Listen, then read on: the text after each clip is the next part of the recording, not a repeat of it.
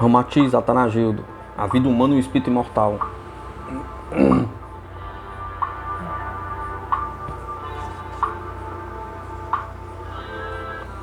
Problemas da família, pergunta. Conforme tendes explicado, a família é o agrupamento humano de espíritos amigos ou adversos, que através dos laços consanguíneos unem-se pelo afeto ou vinculam-se pelas dívidas kármicas do passado. Não é assim, Ramatiz? Realmente, a família carnal tanto é constituída por espíritos afins assim como se compõe de almas adversas de graves conflitos do passado. No seu do lar processa o adestramento espiritual orientado para a vida superior, em que o amor une os espíritos amigos e o ódio imanta os adversários. Por isso, a família tanto pode ser ensejo abençoado que entretém as almas amorosas numa preliminar do paraíso, assim como gera conflitos, desafios e lutas emotivas que podem terminar pela separação e às vezes, conforme noticiam os jornais, até pelo crime de morte. Pergunta: qual é a outra finalidade do lar terreno, além da oportunidade de retificação kármica dos seus componentes familiares? Ramatiz: a família humana é o fundamento ou a miniatura da família universal, pois os laços consanguíneos apenas delimitam as vestimentas físicas e transitórias numa existência humana, mas sem eliminar a autenticidade espiritual de cada membro ali conjugado. Sem dúvida, a ancestralidade biológica ou a herança genealógica própria da constituição carnal reúne os mais diversos temperamentos espirituais sob uma só configuração consanguínea, a fim de estabelecer uma contemporização amistosa. O lar terreno significa a hospedaria de boa vontade, da boa vontade que o homem e a mulher conjugam-se na divina tarefa de servir, amar e orientar os espíritos amigos, ou adversos que por lei sideral se encarnam buscando um amparo fraterno dispostos a acertarem as contas pregressas. Acima do sentimento ególatra ou de propriedade, que em geral domina os esposos na posse sobre os filhos, deve prevalecer o conceito elevado de irmandade universal, porquanto a realidade do espírito mortal não deve ser sacrificada às simpatias e posses do corpo carnal. Pergunta: como compreendemos que a família humana é uma experiência ou adestramento para compor a futura família universal? Ramatiz: a família humana é um conjunto de almas oriundas da mesma fonte divina, difere apenas em sua periferia, pela convenção terrena de cônjuges, filhos, pais ou parentes, cujo vestimento consanguíneo ancestral contemporiza a reunião de desafetos do passado num treino ativo em direção à família universal, à futura família universal.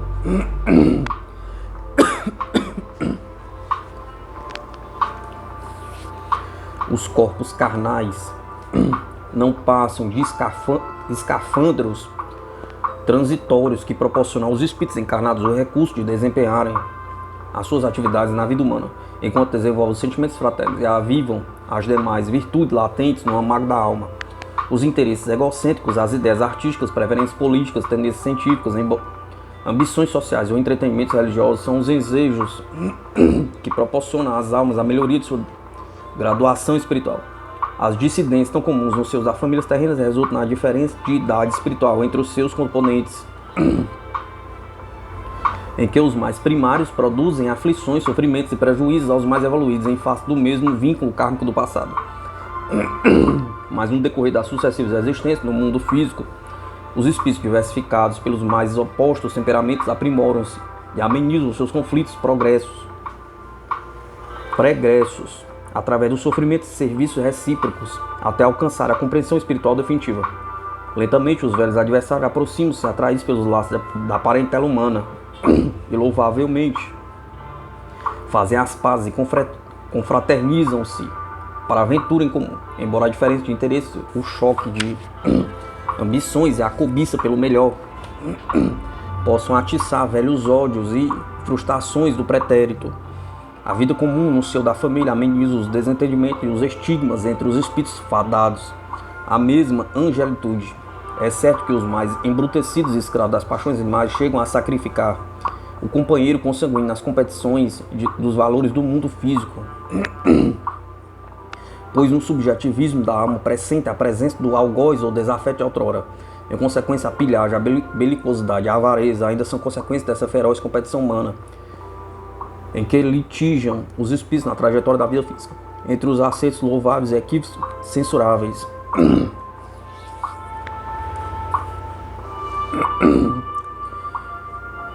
Porém, jamais deserdados do amor do Cristo e impedidos de serem felizes.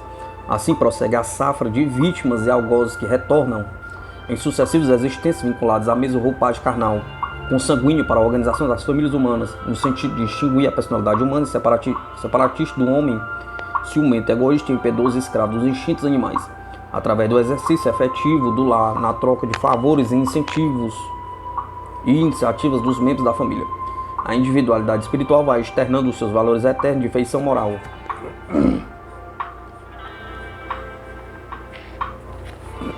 Pergunta: malgrado a diferença de graduação espiritual entre os componentes das famílias humanas, não deveria haver paz e a compreensão entre todos por força da mesma origem ancestral biológica? Matiz: as lâmpadas elétricas, embora sejam do mesmo aspecto e tamanho, podem variar conforme a capacidade de reter e distribuir a corrente da usina, pois uma lâmpada de 25 velas é implicitamente inferior em iluminação à de 200 velas. Assim, mormente, os membros da família terrícola provieram da mesma linhagem ancestral biológica e ainda vinculares pelos mesmos interesses a fim de conjunto. Eles se diferenciam frontalmente quanto à capacidade espiritual no intercâmbio doméstico. São criaturas modeladas sob a mesma plastia carnal, mas variam quanto ao seu conteúdo espiritual, pois, além das diferenças individuais de razão e sentimentos, ainda prevalece pessoalmente a condição de amigos ou inimigos, algozes ou vítimas em vidas anteriores.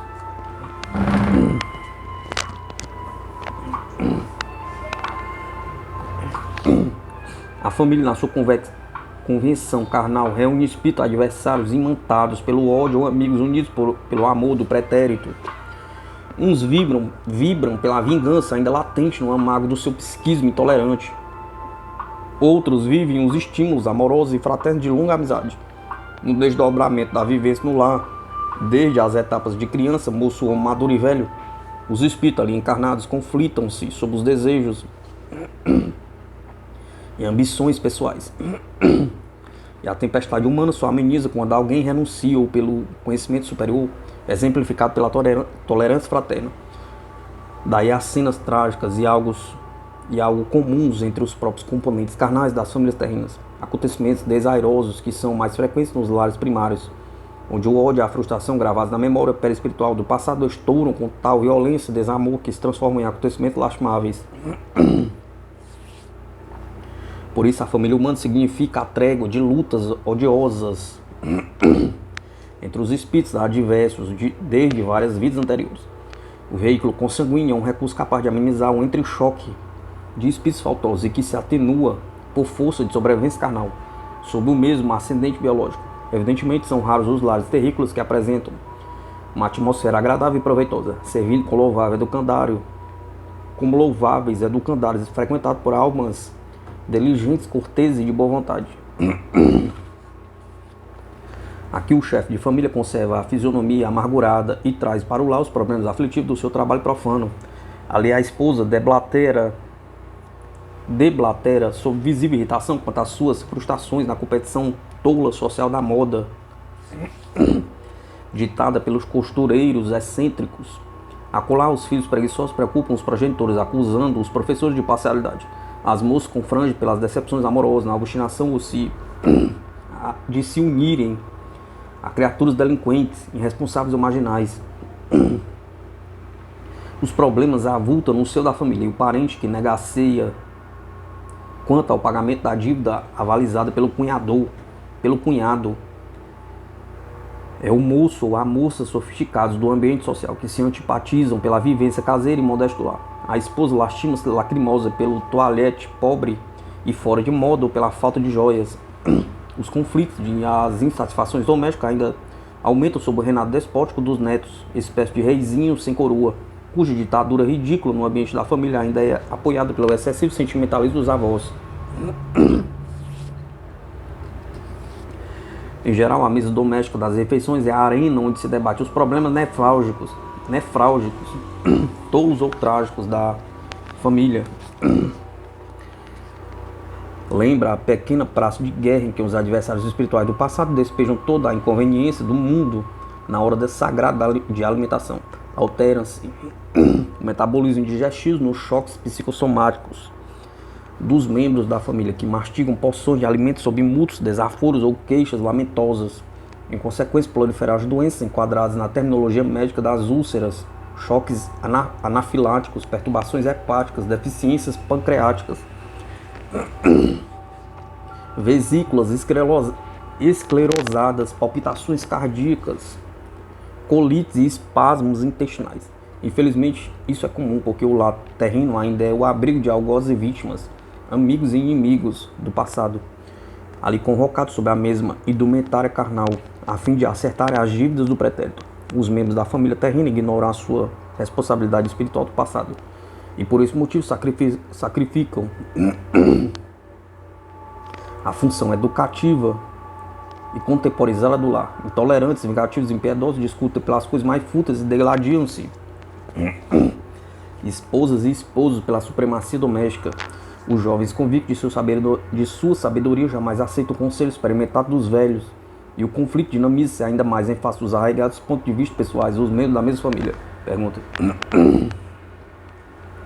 Todos os espíritos que se encarnam na Terra devem casar e constituir família sob a implacável recomendação bíblica de crescer e multiplicar-vos, Ramatiza.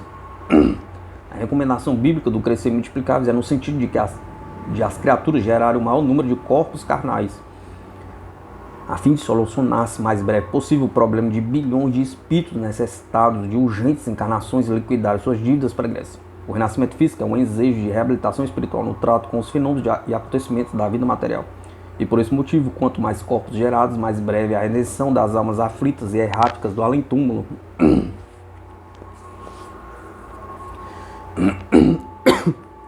Considerando-se que a Terra é um planeta primário de alfabetização espiritual, e o casamento ainda assegura a disciplina e o controle da procriação sob a ética sadia e responsabilidade moral humana, a procriação exige um compromisso mútuo de entendimento e proteção recíproca. O homem e a mulher casam-se por efeito de um contrato bilateral em que, por conveniência social e moral, deve haver o respeito mútuo, enquanto a instituição do lar significa um ambiente protetor aos demais espíritos ali encarnados como filhos. O casamento carnal, embora ainda sofra os imprevistos das separações prematuras entre os cônjuges, obedece um programa proveniente delineado do espaço, em que os dois espíritos se comprometem a fornecer as vestimentas carnais para amigos e inimigos do passado. No seio da família terrícola, os espíritos encarnados aprendem a mobilizar suas qualidades psíquicas, que dinamizando os sentimentos fraternos na troca dos interesses recíprocos, assim como adquirindo novos conhecimentos pela experiência dos mais velhos. É tão valiosa a função do lar que os espíritos transfugas do passado na responsabilidade doméstica tornam-se indignos de um novo esponsalício humano. Cumpre-lhes viver na condição de um marginal, sem companheiro ou companheira, sem filhos ou filhas, sem parentes ou afetos familiares. O aconchego caloroso do lar e o júbilo da descendência da família, que prolonga a configuração ancestral dos pais na face do mundo físico, são dádivas imerecidas para os espíritos negligentes que estelionaram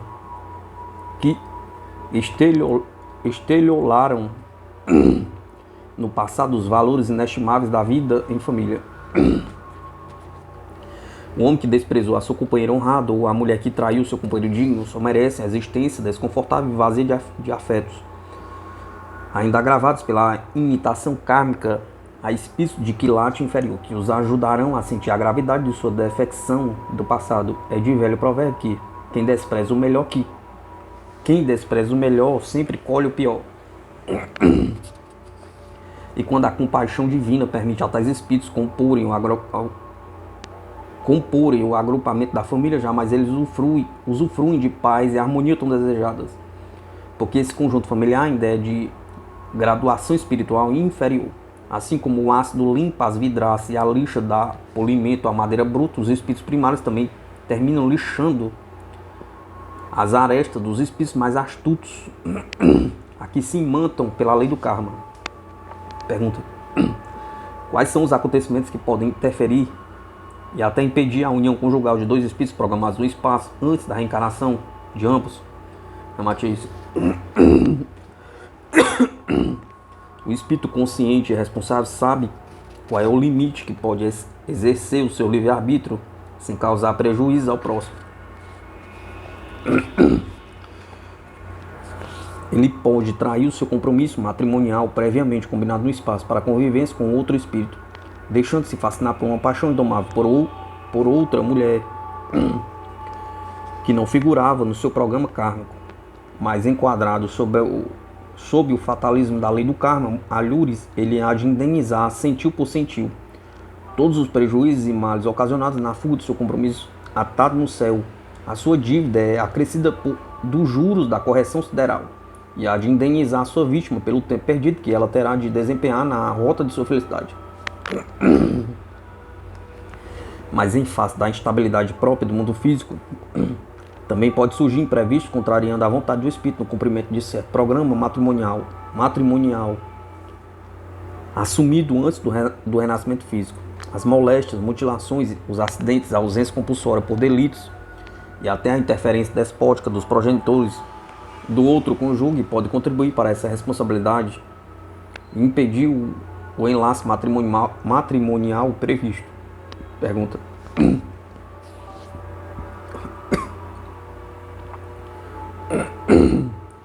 no caso de espíritos frustrarem o seu compromisso de união conjugal no mundo físico, isso não causa prejuízo às demais entidades comprometidas no mesmo programa coletivo e que ficam impossibilitadas de se reencarnarem? Matias: sem dúvida, qualquer união conjugal programada no espaço, mas frustrada na Terra, seja por culpa dos seus responsáveis ou por circunstâncias imprevistas, altera o roteiro kármico de outras almas vinculadas ao mesmo esquema de ascendentes biológicos.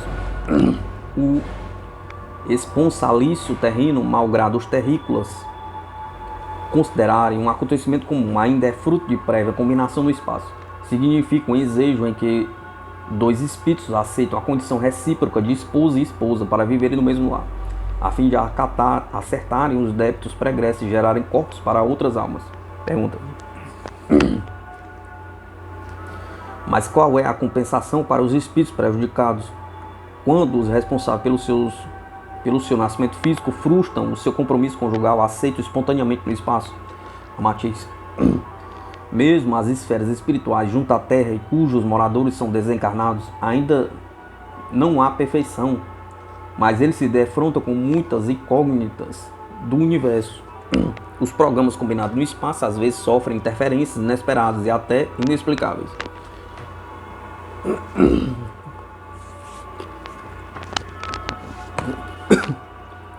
Que lhe altera o rumo determinado pelos seus responsáveis. Em consequência, no caso de frustração e prejuízos alheios, os faltosos sempre terão de ressarcir ou indenizar os prejudicados, segundo o seu grau de culpa e eliminadas as circunstâncias imprevistas, considerando-se as inúmeras existências carnais que ainda aguardam os espíritos no quilate terreno.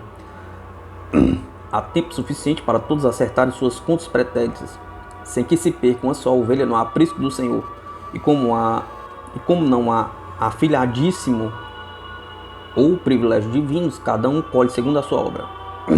O espírito é o senhor de si mesmo e goza do livre-arbítrio para agir com liberdade no mecanismo da vida e na criação divina.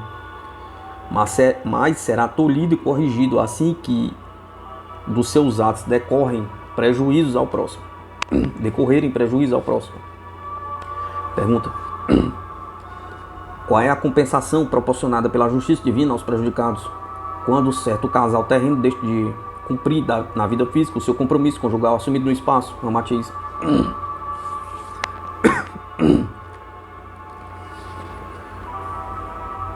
sob o conceito kármico e evangélico anunciado pelo Cristo Jesus, quem com ferro fere, com ferro será ferido. Jamais haverá prejuízo entre os comparsas do mesmo programa sideral em função da Terra.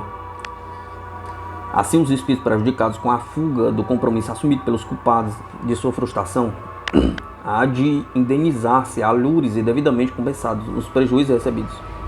Ademais, na escolha dos pais físicos também se candidata o espírito da mesma índole e afinidade espiritual. Espíritos cuja vivência pregressa tem sido da mais louvada correção e fidelidade de programa merece nascer de progenitores sobre a mesma graduação espiritual. No entanto, os faltosos pregressos que frustraram compromissos causando prejuízos alheios são encaminhados para o nascimento através do recurso físico oferecido por espíritos ainda propensos à defecção espiritual. Não cai um fio da cabeça de um homem sem que Deus saiba, diz o velho adágio, e o traduzimos por: não há um centil de injustiça ao homem ante a justiça e sabedoria de Deus. As entidades que encarnam, dependendo o seu sucesso físico da união conjugal de outros espíritos volúveis e irresponsáveis, que podem frustrar-lhes a encarnação, também cometeram delitos semelhantes no passado e causaram os mesmos prejuízos a outrem. Os espíritos volúveis são atraídos pelos espíritos volúveis e os espíritos sensatos pelos espíritos sensatos. Na trama kármica das encarnações físicas, os espíritos interligam-se por afinidade espiritual ou através dos vínculos culposos de vidas anteriores. Assim, a vivência humana, agradável, desagradável, frustrada ou acertada, é uma consequência da natureza boa ou má do espírito encarnado. Os espíritos só se reencarnam sob um esquema traçado pelos instrutores e técnicos competentes no além, onde intercambiam emoções e sentimentos afins ou ostensivos e ajustam os seus propósitos aos interesses do conjunto. Espíritos nobres ou sórdidos, sábios ou ignorantes, bondosos ou malignos, santos ou delinquentes, ligam-se na trama da existência física ou se agrupam sob diversos motivos de interesse recíprocos movimentados no passado e trazendo resíduos corretivos. Em consequência, há espíritos bondosos e de boa estirpe espiritual, que ainda se imantam a entidades inferiores porque as exploraram em seu exclusivo bem e interesse pessoal.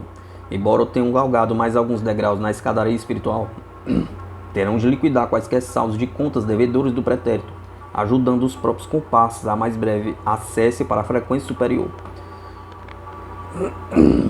Mas como no espaço também não há regra sem exceção, existem almas missionárias e benfeitoras que não hesitam em abandonar o seu mundo de venturas e encarnares para socorrer e auxiliar espíritos primários e até vingativos, junto aos quais comprovam sua piedade e amor sob a égide do Cristo. Pergunta: qual seria a composição de um lar terreno integrado perfeitamente nas normas educativas da vida superior?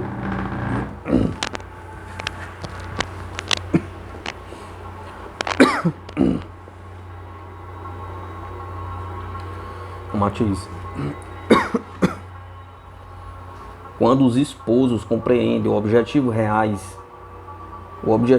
das leis espirituais que o orientam na comunhão fraterna, quando encarnados, inclusive atinente à função do mecanismo sexual como técnica criadora e não simples função de prazer transitório, é evidente que eles então se libertam da apregoada necessidade biológica sexual incessante e consideram-se apenas como procuradores divinos investidos da missão de criar outros corpos no mundo material. Muito antes de cultivar deliberadamente a sensação física no intercâmbio sexual, eles não desconhecem a sua função de deusinhos, que sob a procuração divina atuam no cenário da vida humana a fim de proporcionar novos equipos carnais para outros companheiros elevarem-se conscientemente à angelitude. Na hora do enlace sexual físico, a esposa e o esposo são apenas dois campos magnéticos de polos opostos e atrativos, cujas forças criadoras que emanam do mundo animal instintivo também se fundem às energias captadas dos planos angélicos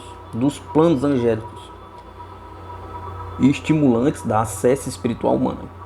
Essas energias sublimes irrigam o perispírito do homem e da mulher na hora sexual, pois se acasalam em misterioso esponsalício na zona e no plexo solar e abdominal, onde o chakra umbilical controla os automatismos genésicos, criadores e desata o esquema do renascimento.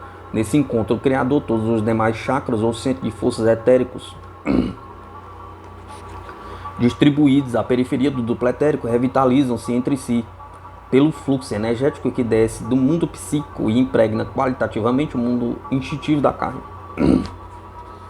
Afora de simples objeto de sensação, a mulher é poderosa antena viva, captando o magnetismo superior que flui do mundo oculto durante a relação sexual, operando o milagre da união com as forças inferiores que sobem do mundo animalizado.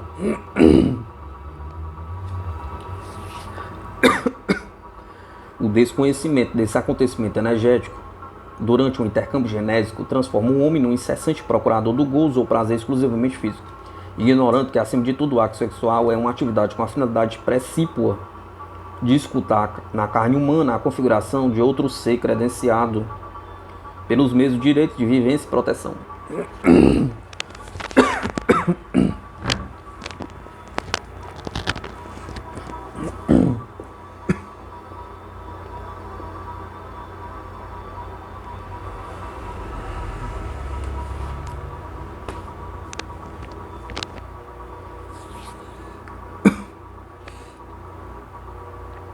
O casamento na carne é a consagração humana de um compromisso assumido pelos espíritos antes da nova encarnação.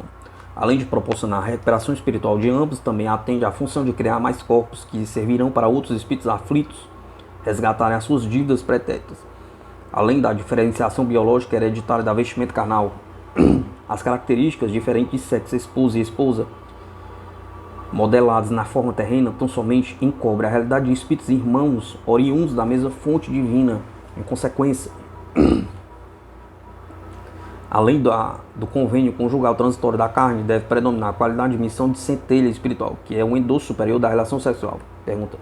Então sempre é algo desrairoso ou criticável, um impulso natural sexual, embora seja o fundamento da vida carnal, é um matiz. Não existem justificativas para sancionar os aviltamentos que contrariam ou inferiorizam o sexo, além de sua função natural de proporcionar novas vidas humanas.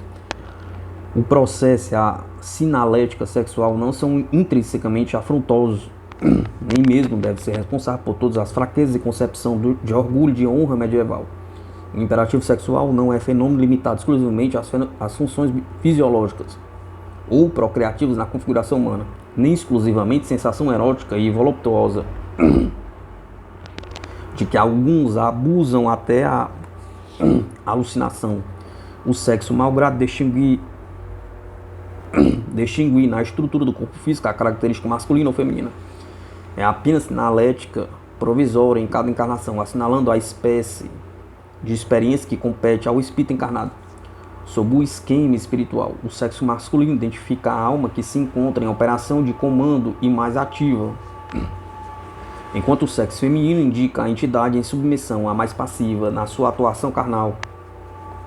Em consequência, a nomenclatura de sexo é de feição mais animal, classificando a operação ativa na experiência masculina e a operação passiva na atividade feminina. Mas à medida que o espírito ascensiona do primarismo de um animal para a diafanização do perispírito sublimado, a própria concepção de sexo evolui para um intercâmbio sublime do amor puro, a posse e volúpia no transitório orgasmo genésico através da atração carnal na vida física.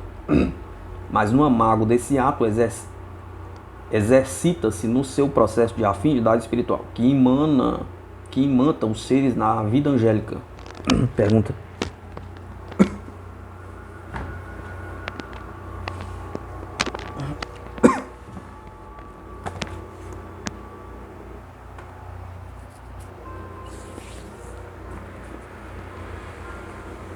Pergunta. Que dizeis sobre os diversos casos de perturbações, desequilíbrios e neuroses extremos, os quais foram satisfatoriamente resolvidos com o ajuste sexual? Amatiz. Sob a compreensão elevada de que a função sexual é recurso divino procriador, pode trazer tranquilidade mental e estabilidade emocional, é de senso comum que o erotismo é um imperativo de atração entre os seres para induzi-lo à procriação. Mas nada tem a ver com a problemática da vida do espírito imortal. Se a prática sexual dirigida fosse terapêutica positiva para solver os desequilíbrios e as neuroses da humanidade, Então o mundo atual deveria ser excelentemente saudável, pois nunca o erotismo e as satisfações sexuais gozaram de tanta liberdade como ocorre atualmente. O sexo é o assunto mais palpitante nesses fins de tempos. É citado numa comunicação provocativa pela literatura, poesia, rádio, teatro, televisão, ilustrações faceminas e até por exposições pornográficas. Os psicólogos, completamente batidos por todas as experiências de natureza neurológica, os psiquiatras modernos já concordam ou conformam-se ou conformaram-se até com a aberração de que a pornografia também pode ser uma arte autêntica e sem representamento convencional. Julga-se mesmo com um furor homicida. Julga-se mesmo que o furor homicida, a violência do estupro e o sadismo da crueldade voluptuosa e a enfermice são escapes da violência psicoemotiva do homem, recalcado pelo sexo e por culpa dos tabus e puritanismo que frenam os impulsos perigosos, mas não os abrandam nem eliminam a sua carga perigosa.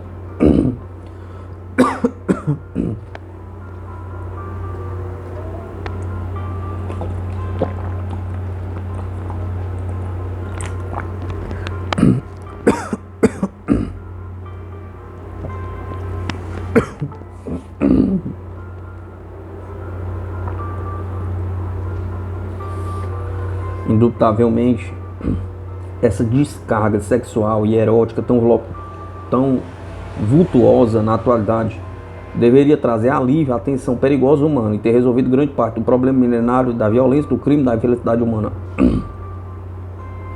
Extravasada a carga sexual retida por convenção de uma sociedade mistificada em suas bases morais, o mundo terreno entraria num saudável e tranquilo ritmo de vida. Graças aos descondicionamentos e tabus abandonados em favor do entendimento à flor da pele. No entanto, jamais a humanidade terrícola enfrentou períodos de tanta violência, terrorismo, subversão, homicídio, sadismo, desajustes conjugais, racismos odiosos e crimes bestiais, sem motivos plausíveis. Endeusamento a fascínoras impiedosos e linguagem de baixo calão nas expressões artísticas mais refinadas. Sob a lastimável inversão de valores, que anula os esforços mais heróicos de criaturas abnegadas e perseverantes, glorificam-se a mediocridade, o cretino, o excêntrico, o libidinoso, ajustado cinicamente ao mesmo nível do virtuoso da pintura, da música, da escultura e do gênio literário.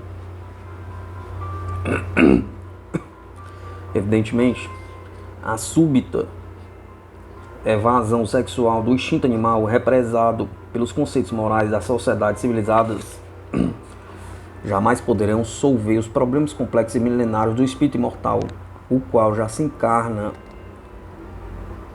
com péssimo acervo de dívidas e culpas de vidas passadas. De modo algum poderia solucionar a sua falência pregressa sob a terapia mecanicista da relação sexual ou da multiplicidade de orgasmos de carência animal.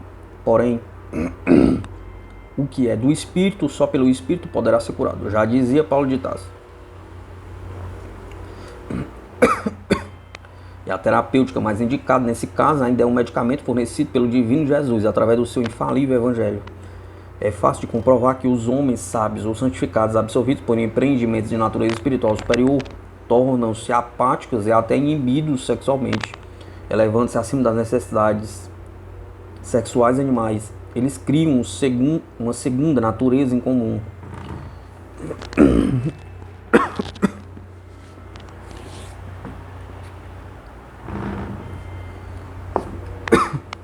Em que as próprias forças e combustíveis inferiores passam a alimentar propósitos elevados. Enfraquecem o instinto, reduzem a exigência animal da carne e aliviam a insatisfação erótica.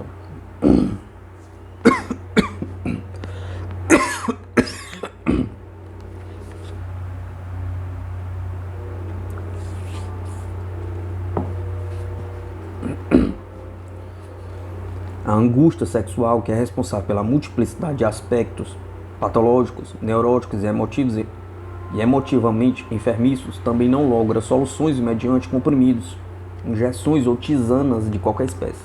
Da mesma forma que a efusão erótica não acomoda o psiquismo humano, a solução deve ser de ordem espiritual, através da sublimação de energias animais, que depois de domesticadas são aplicadas em atividades superiores.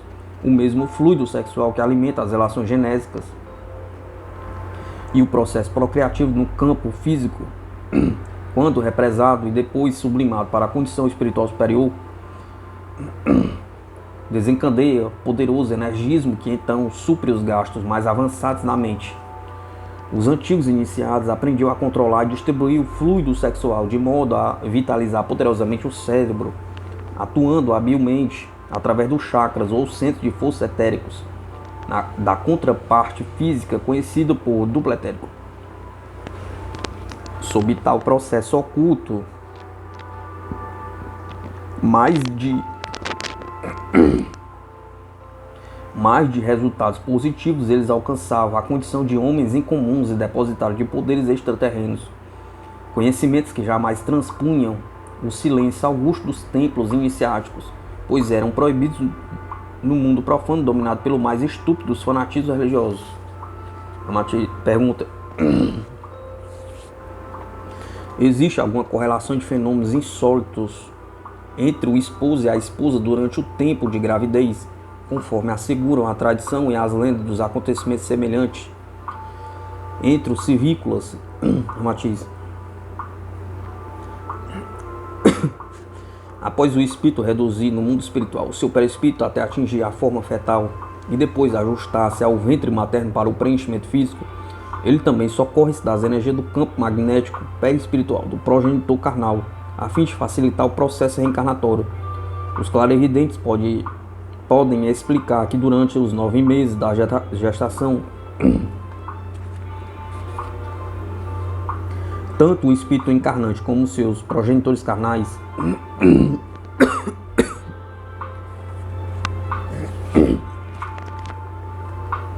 mostram-se perfeitamente entrelaçados entre os seus perispíritos. Através dessa simbiose fluídica ou espécie de casulo protetor, são absorvidas rapidamente todas as emanações viciosas, prejudiciais e tóxicas do ambiente, assim como se atenuam os impactos de cargas mal intencionadas, que possam ferir o espírito indefeso no seu processo reencarnatório. O próprio espermatozoide doado pelo homem ainda continua por certo tempo ligado a ele pelos laços ocultos do éter físico, e à medida que o encarnante vai desatando na matriz materna a sua configuração peculiar, ele também absorve as energias paternas, malgrado o sustento físico da mãe. Daí a lenda da quarentena dos civícolas, que guardavam leite enquanto a esposa gestava, porque, tratando-se de encarnação excessivamente dispendiosa de energismo vital, como era um índio, ocorria um verdadeiro vampirismo filial, chegando a produzir forte prostração, sintomas de anemia e baixa função esplênica. Pergunta: que dizeis do casamento conforme a legislação do nosso país? Matiz: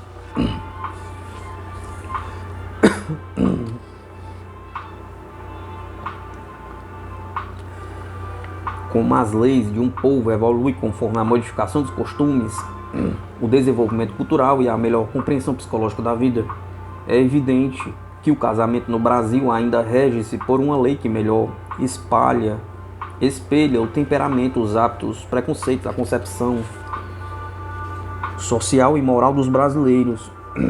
Ademais, em face do acentuado domínio clerical no Brasil, o próprio casamento civil traz algo de pretensa infalibilidade.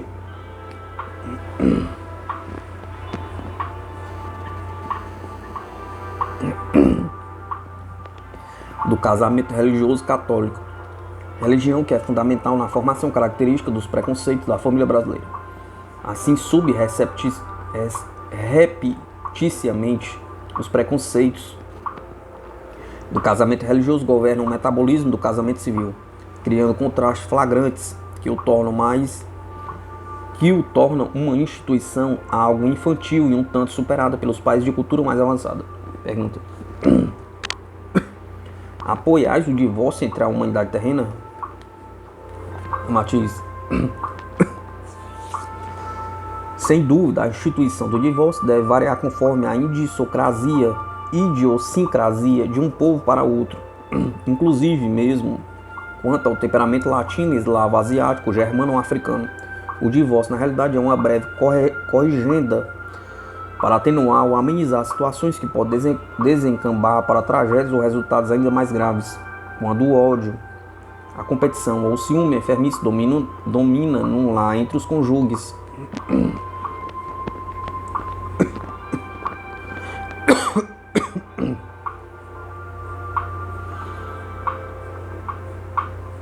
Não somente sofrem os descendentes dos pais adversos e irreconciliáveis.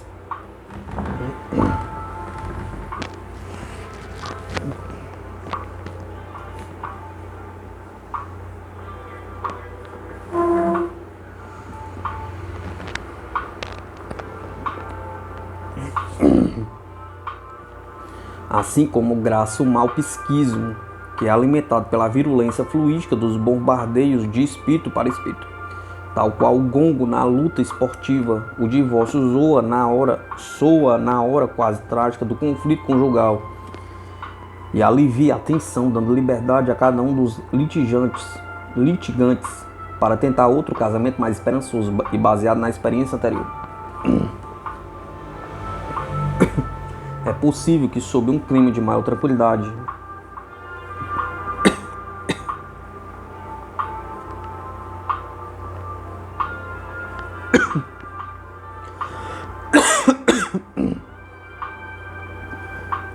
e novo afeto, os divorciados encontrem desejos para desenvolver algumas virtudes que anteriormente estavam estagnadas por força do ódio ou da hostilidade mútua.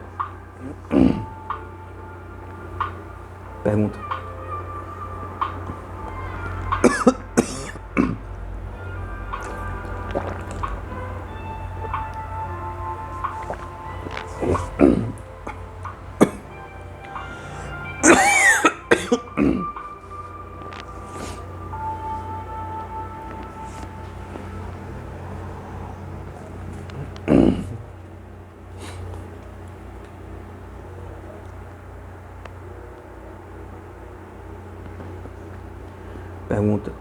por que mencionaste que o divórcio é uma breve corrigenda capaz de atenuar situações tendentes a resultados trágicos, como se a Lourdes devesse prosseguir a mesma situação? Matiz: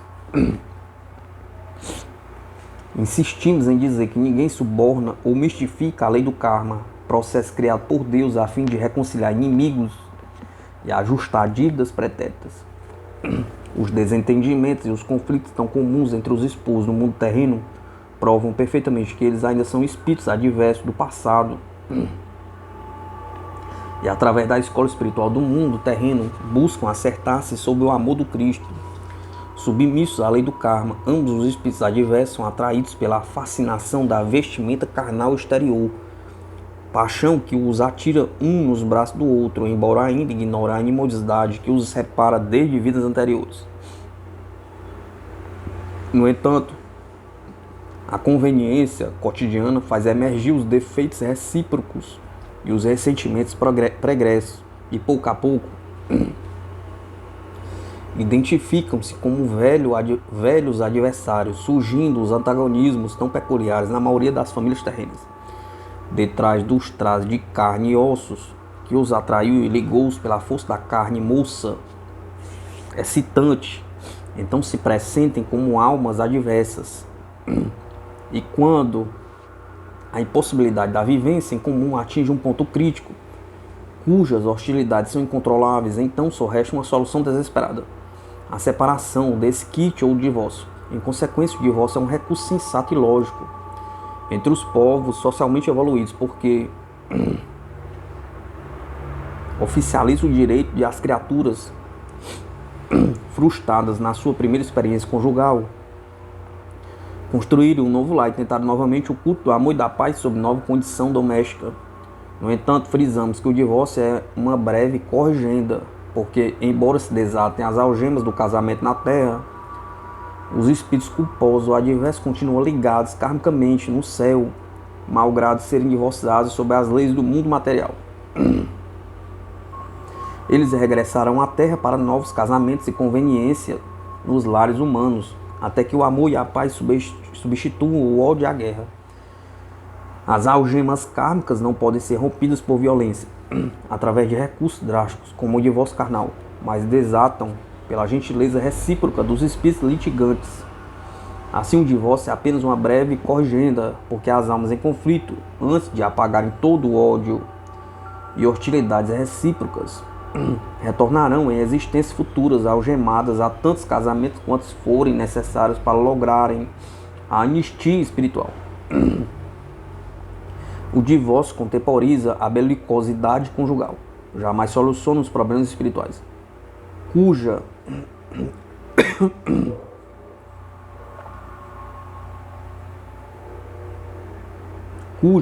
legislação obedece a outras normas ditadas pelo amor incondicional. Ramatiz Atanagildo, a vida humana e o espírito imortal.